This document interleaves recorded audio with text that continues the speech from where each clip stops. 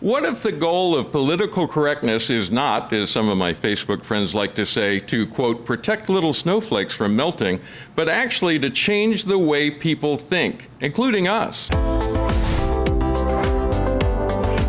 I'm Stuart Shepard, and this is First Liberty Live. First, I want to say thank you for being part of this project. Thank you for liking us and sharing our videos. You are an important part of this, and that's how we get to meet new people. And I just wanted to say thank you in advance for doing that. If you haven't already, click the like button and share it with your friends. We appreciate it. You may know Michael Knowles from his daily podcast. You may hear his voice from the car speakers as you listen to him on the radio, or maybe you've heard him or your kids have heard him on campus in connection with Young America's Foundation. Here's what I like about him, and I'm going to tell you that. Hi, Michael. How you doing? It's good to be here. Thanks so much for having me. Hey, here's what I like about you. You actually think about things, and then you make real live arguments that cause people to actually have to think about what they think. And that is so valuable in culture today. And I'm looking forward to this conversation for that reason. You got the book there. See, I had to make a fake copy on my big screen here. You've got the actual one. It just came out, what, 3 days ago, 4 days ago, something like that? It came out a few weeks ago. Okay. And, but you may not have heard of it because we hit #1 on the Publishers Weekly national bestseller list. So, measuring the number of books sold, we hit #1. We're very grateful to all the readers. Yeah. So, of course, the New York Times had to completely snub us. So you may not have heard. Oh, it's misinformation, man. We all know that. In the book, you brilliantly lay out the argument for something I've commented on and talked about for years, and it's simply this, that the fight over the words we say is really a fight over the thoughts that we think. Unpack that thought for us. Well, in the early days of political correctness, or of our national awareness of political correctness, which started about 30 years ago, even though PC goes back, I argue, about 100 years, people had this idea that political correctness was just sort of a distraction. Why are we arguing over these semantic issues when we could be talking about important things like the economy or whatever? Now, what these people missed, I think, and it was mostly conservatives, but some leftists sort of took up this view, what they miss is that semantics means meaning. It means the meaning of words. And so when we argue about semantics, we're arguing about how we understand meaning in our culture, in our day-to-day life, in our whole political order. And it's very important because words carry whole premises. If I call someone a bum, or a tramp, or a vagabond, or a derelict, that will call to mind certain ideas. That will suggest he has some moral responsibility for what he's doing. That will suggest certain ways to deal with that problem. But if you refer to that same person as an unhoused victim of oppression or something like that, that will call to mind another idea. If you refer to an illegal alien as an illegal alien, then that person has no right to be in the country. If you refer to that person as a future undocumented American or some other popular or dreamer is the or a dreamer, right? Then that person obviously does have the right to be in the country. They're Americans, they just don't have documents yet or something like that. So the words are going to carry whole premises, and my contention in the book is that the manipulation of language is the most effective tool, the primary way that the left has transformed our culture. And I think conservatives have fallen for a big trap, and we've been utterly impotent in fighting against it for decades. And we're going to get to that trap in just a bit here. First, I want to get you to define some terms for us. In your book, you say to call something politically correct is to acknowledge that it is not correct, at least to the standard of reality. Unpack that thought for us. So often you'll hear with the politically correct language what William Safire, the late conservative columnist, referred to as the adjectively pre-modified lexical unit. And what he's obviously making a joke about the way that PC language works. You'll hear, instead of someone being called short, they'll be called vertically challenged, right? These sort of euphemisms that take an adjective or an adverb to modify a noun or an adjective. And so you've got, for instance, justice. Justice means getting what you deserve without favor. Then you have the leftist redefinition of a term like social justice. What does social justice mean? It means that you get what you do not deserve because you are favored. You'll hear a term like, well, there's racism, for instance, right? This is hatred or antagonism to someone on the basis of their race. And then you've got anti-racist, but that just means racist, right? It actually doesn't quite mean what it says it means. And you see this even with the term political correctness. So when we call something politically correct, The reason that we use this term politically before correct is to distinguish it from things that are just outright correct. And very often when we use political correctness, it's not a euphemism in the way that we all use euphemisms to be polite. We call, an older woman a woman of a certain age. Well, that doesn't negate the meaning of an older woman. It just kind of softens it. It will draw the same reaction, though. And it will, that's true. You've got to be careful. Because everybody knows. I mean, we hear the term, but we still know somewhere in us that it actually means something else. Right. Or even, if you refer to a trans woman, this is a popular one right now, you're acknowledging that this person is not a woman. He's a man who thinks that he's a woman. Yeah. But when you get to a term that's very popular now in academic and legal circles, and maybe you've heard it, the justice-involved person. Yeah, that one bugs me. Yeah, San Francisco passed a rule on that, right? Ordinance. I think so, Yeah. Yes. And you're seeing it crop up in multiple cities. When you hear justice-involved person, you think, oh, it must refer to a judge or maybe a police officer. No, it refers to a criminal who is, if he's involved in anything, he's involved in injustice. So PC uses these euphemisms not to soften things, but to invert reality, and I think they've done it pretty effectively. Now, here's the core to the argument that you're making, and this is what you were hinting at just a few moments ago, and that is this. You go on to say that conservatives, by and large, have failed to properly counter political correctness because we don't understand what it's really all about. We start talking about free speech, and I have the right to say what I want, and you don't have a right not to be offended. But you say that that plays right into the goal of what they're trying to do. Explain that for me. I think it does. I think it's well-meaning. I think people who call themselves free speech absolutists, I think their heart is in the right place, but I think they've fallen for a trap. And the trap is this. PC sets out to undo traditional standards. That's what it sets out for. I chronicle in my book many of the leftist theorists who developed this phenomenon, and that was what they were after, to upend society, to resettle standards on their own grounds. So, on the one hand, you've got the squishes. The squishes just go along with the new woke standard, and they use whatever jargon the left wants them to use. Obviously, they advance political correctness. But even the more stalwart conservatives, even the ones who say, I'm a free speech absolutist, you're not going to get me to go along with your new speech codes. Very often they will abandon standards entirely. They will say, as you point out, say whatever you want, do whatever you want, there's no standards at all. They too are advancing political correctness because either way the traditional standards are abandoned, and because nature abhors a vacuum, the leftist woke standard is going to come in and take its place, as it largely has. So what do we do? What is the proper response then? There is a third option, but in order to pursue the third option, you've got to recognize that political correctness is not a battle between free speech on the one hand and censorship on the other. Free speech is a battle between competing sets of standards. I think you need to recognize, and we all do, I've fallen prey to this myself, that all societies have standards, all societies have taboos, all societies will impose limits on the things that you can say. Sure, political correctness limits what you're allowed to say. So does chivalry. So does every other standard in every other society. And so the left understands this very well. And I think they've used it to their advantage because they've recognized that the limits that inevitably will be imposed on speech can be transformed to their benefit. And so I think what conservatives need to do is offer not just these abstract procedural arguments about free speech or freedom of belief or whatever, but we need to make substantive arguments as well. We need to offer people a substantive moral vision of society, because the fact is, free speech in the abstract does not mean anything to people who have nothing to say. Let's talk about liberty. You write that radicals have, and I'm quoting here, conflated licentiousness, the permission to do as one pleases, with liberty, which is the right to do as one ought, O-U-G-H-T. You add that the people who founded the nation considered that an essential distinction for us to understand this nation, which was founded in liberty. Unpack that thought for us. I think this is the heart of the confusion, actually, between free speech or freedom of belief or whatever you want.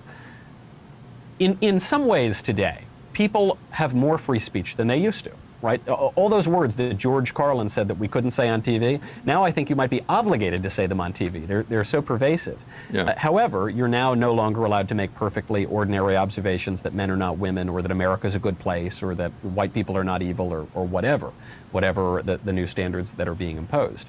And the issue here, I think, is that for our founding fathers, for Christians, for the pre-Christian philosophers, they all understood that liberty means tamping down your base passions and cultivating the higher virtues and bringing your appetites into accord with your rational will. And to bring that down to earth, what that means is that liberal education sought to make sense of your freedom so that you were a free citizen.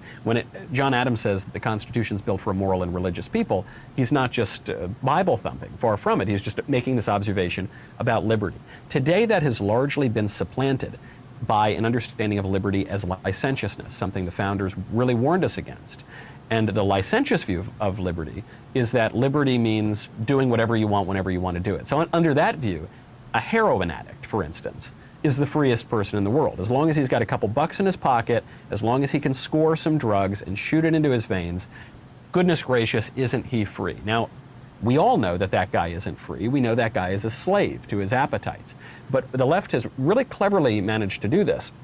And they've told us that when you throw off shackles, the traditional social mores on drugs, on sex, on civility, on interpersonal relations, when you throw all of that away to pursue whatever base appetites you have, then you will truly be free. And I think looking around our society today, it would take an act of insanity to conclude that we are freer today than we were, say, 50 or 100 years ago. And it's because of that confusion. So if we want to return to the freedom of, or the liberty tradition in America, what we need to do is recognize that liberty has limits. And as a consequence of that, our speech regime is going to have limits too, and we need to impose just, wise, good limits on them, and not the mad standards of the left. And it strikes me that the key to this is, under the right to do as we ought, that is self-imposed. In other words, if most of culture accepts that as a basis for behavior and interaction with other people, then we only need a minimal amount of policing and government. But if you take liberty and define it as the freedom to do whatever you want, whenever you want, and nobody can stop me, then you've got to have a lot of law enforcement, and you've got to have a lot of government to keep us protected from each other. Right, because if you cultivate true liberty to any significant degree, then you are going to rein yourself in. And I think what we need to recognize is that there will be order. We are not going to live in some anarchistic utopia. There will be order. The order can be imposed by you, the individual, by the family, by the local community, by the standards of society, or it can be imposed by the heavy hand of some police state, but it will be imposed. And so I prefer the idea that we can govern ourselves, but if you really don't do that, then you've lost the capacity for self-government. I mean, you've seen this argument break out on the right recently with a former conservative columnist who famously defended drag queen story hour as one of the blessings of liberty. And you know, James Madison rolls over in his grave at the very thought of that. But to be charitable to his argument, what he's saying is that if we tell the left that perverts can't twerk for little kids at the library, why then they're going to tell us that we can't go to church on Sunday.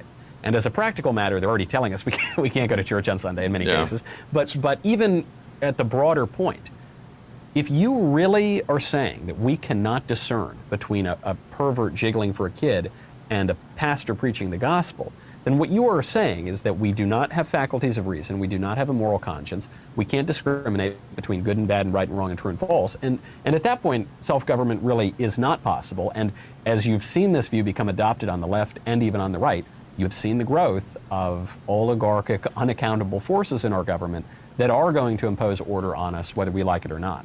Now, First Liberty Institute is an organization that exclusively pursues cases in court that deal with religious freedom. That's what we're about and what we do. So there are a few topics in your book that really caught my eye. Here's one. You make the case, citing Locke, that our notions of tolerance rely on Christianity. One cannot coherently demand the former while rejecting the latter. Now, you've dealt with that a little bit, but I want to hear a little more about that. Why is the foundation of faith essential to America's actual existence? We can't continue if we don't have some foundation to rely on. Well, to quote a famous Christian writer, G.K. Chesterton, there is a thought that stops thought, and that is the only thought that ought to be stopped. And so some people in reacting to my book have accused me of illiberalism or authoritarianism or whatever nonsense. You know, they call all of us fascists, I guess. I mean, all the time. We could sneeze the wrong way, they'll call us fascists. But I cite, as you mentioned, John Locke. In his letter concerning toleration, the father of liberalism says we want broad toleration, but you can't tolerate an idea that would undo the entire premise of toleration, which we get from Christianity. You see this with John Milton, too. John Milton in Areopagitica, most famous defense of free speech in the English language. He says we need broad toleration for freedom of speech, except among atheists and Catholics. I'm glad that we've gotten rid of the Catholic prohibition, because otherwise I would not be able to write my book. But I see the point that he's making. He's saying that there are these threats of religious war that would undermine the entire political order, and if you lose the entire political order, you lose free speech too. There necessarily are going to be limits to this. This is why it's an incoherent action to cite the First Amendment to burn the American flag, because you are torching the symbol of the entire country, which gives you your First Amendment, right? That protects your First Amendment, and you're citing your First Amendment to do that. That's incoherent. And so many people, and I know that you've seen this up close and personal, many people will cite the broad religious toleration in the history of the United States as some example of a firm separation between church and state, or the idea that America is a secular country. Nothing could be further from the truth. And they will cite this to such a bizarre degree that now, when you're in school, you can teach Ibram Kendi. You can teach radical racial theories, radical sexual theories. You can teach Mein Kampf, for goodness sakes. The only book you can't teach is the Bible. You can have all sorts of religious rituals to Earth Day or to Black Lives Matter or the Pride Month, but the one religious ritual you can't have is a simple prayer to God. And it seems to me that we've just completely inverted the society. And as a result, by the way, it's no surprise that our Christian notions of toleration and free speech that we have had in our country and enjoyed for a long time are collapsing as a result. And you devoted, and I was going through the book, and then I'm like, there's a whole chapter, speaking of things that you can't do in public school, there's a whole chapter on the war on Christmas. Even my friends are sick of the war on Christmas, but you double down. You go all the way back to the historical roots of it and explain why that is emblematic of all this that we're talking about right here. I do double down on it because I think the left makes an incoherent argument on the war on Christmas. They say on the one hand it's completely contrived and ridiculous and, it doesn't exist at all. And also it's not a big deal and get over it. Yeah, So hold on a second. Dr. Fauci recently did this on the issue of gain-of-function research. He said, we are not funding gain-of-function research. And even if we are, it's totally fine. You say, well, hold on, which argument are you making? Yeah. And I'm reminded of a line from Cardinal Manning, who famously said that all human conflict ultimately is theological. St. Andrew Breitbart says politics is downstream of culture. Well, culture is downstream of religion. The cult and culture come from the same root word. So what a culture worships is going to define that culture. And so it's no surprise. I completely understand why the secular left is trying to root out religious expressions of Christmas in the public. These days, they're even trying to root out secular expressions of Christmas. So I outline in painstaking detail all of the concrete actions that they undertook that they cannot deny in good faith. But I also see why they're doing it, because every culture is going to have some kind of religious basis. We're going to have, every state in history has had some kind of religious idea. I know it's fashionable these days to say that you cannot legislate morality, but it's a preposterous slogan. All laws legislate morality. You could be talking about the death penalty, or you could be talking about parking tickets. You are making arguments that refer to the moral order, and you're referring to these objective things that are outside just of the civil law to make your point. So, yes, we are going to have some kind of views. I mean, the country is predicated on the idea that there are self-evident truths that all men are created equal and endowed by their creator with certain unalienable rights. That's a religious premise. And so as the left seeks to transform the religious underpinning of society, be it through an outward example like the war on Christmas, or be it through subtler examples through the law and our educational systems, as you transform that foundation, so too you will transform the country. Now, the people that are sharing in this conversation with us right now, watching online, because all we do is religious liberty, that's our focus, it's something that they're interested in, it's something they think about a lot. What do each of us need to do to keep our thoughts, our thinking process clear of the fog of political correctness that you've outlined here? So, one has to be very careful of every single word. I know now there's a question of, do we refer to Bruce Jenner, do we call him Bruce at all? Do we call him Caitlyn? Do we call him her? Do we call him him? And I know a lot of people, like you mentioned, your friends and my friends, who say, oh, who cares about the war on Christmas? Just give it up. Or more recently, who cares about the pronouns? I'll call him whatever he wants to be called. The left cares. The left cares quite a lot, and that's why they're investing a lot of time and energy and money into getting you to refer to a man as she and her, because they know that words carry whole premises, and if they can get you to deny and even invert the fundamental distinction in human nature, despite what you know from your own lying eyes, then they can get you to say anything. And this is where comparisons to George Orwell's 1984 or Aldous Huxley's Brave New World come in. Yeah. If the establishment can get you to deny reality in the most overt way, they can really control you in any way you want. So I think a key here is, as we talk about religious liberty, as we talk about tolerance, as we talk about free speech, all things that we really like, we need to recognize that you should not be so open-minded that your brain falls out, to use a line from William F. Buckley Jr., who was actually quoting a liberal president of Yale University. He said, skepticism has utility only when it leads to conviction. He had a debate once with Leo Chern on his show Firing Line, and Chern was shocked that Buckley didn't want a totally open society. Don't forget the name of George Soros' very left-wing foundation. It's the Open Society Foundation. Right. Buckley said, I actually want the society to be considerably more closed. He called himself an epistemological optimist, by which he said, I think we can know things, and I think certain things are going to be settled.